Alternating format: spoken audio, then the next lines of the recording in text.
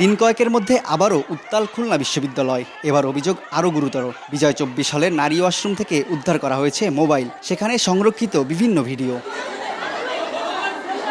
বুধবার রাতে বিষয়টি নজরে আসার পর ক্ষোভে ফুঁসে ওঠে পুরো ক্যাম্পাস। বৃহস্পতিবার সকাল থেকে বিশ্ববিদ্যালয়ের প্রশাসনিক ভবনে তালা ঝুলিয়ে ক্লাস পরীক্ষা সহ সব কার্যক্রম বন্ধ ঘোষণা করেছেন শিক্ষার্থীরা। বন্ধ করে দেওয়া হয়েছে প্রধান ফটক সহ বিভিন্ন পকেট গেটও। এদিকে শিক্ষার্থীদের অভিযোগ, যৌন হয়রানির বিষয়ে বরাবরই উদাসীন বিশ্ববিদ্যালয় কর্তৃপক্ষ।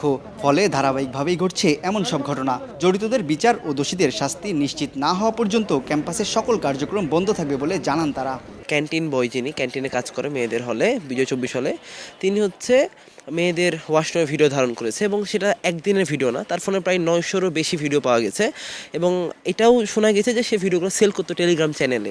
যেখান থেকে আমাদের বড় বড় কথা বলা হয় আমরা জীবনে অনেক ভালো কিছু করতে পারবো, সেই জায়গায় আসলে আমাদের কোনো নিরাপত্তা নেই। জঘন্য একটি কাজ হয়েছে, তার জন্য আমরা তার সর্বোচ্চ শাস্তির দাবি করি। আর বরাবরের মতো তদন্ত করে ব্যবস্থা নেওয়ার আশ্বাস বিশ্ববিদ্যালয় প্রশাসনের। তার যে মোবাইল, সেই মোবাইলটা আমরা সিজ করেছি। সিজ করে আমরা এটা সিলগালা করে আমরা পুলিশের হাতে তুলে দিয়েছি। পুলিশ এটা ফরেনসিক করবে। একটা তদন্ত কমিটি আমরা অভ্যন্তরীণ করে দিয়েছি। সেই তদন্ত কমিটিকে বলা হয়েছে ৩ দিনের মধ্যে একটা তদন্ত প্রতিবেদন দেওয়ার জন্য। অভিযুক্ত ক্যান্টিন কর্মী ইমাম হাসানকে বুধবার রাতে আটক করা হয়েছে। এছাড়া সাম্প্রতিক সময়ে খুলনা বিশ্ববিদ্যালয়ের ২ জন শিক্ষকের বিরুদ্ধে শিক্ষার্থীদের যৌন হয়রানির অভিযোগ রয়েছে। তানজিম আহমেদ, সময় সংবাদ, খুলনা।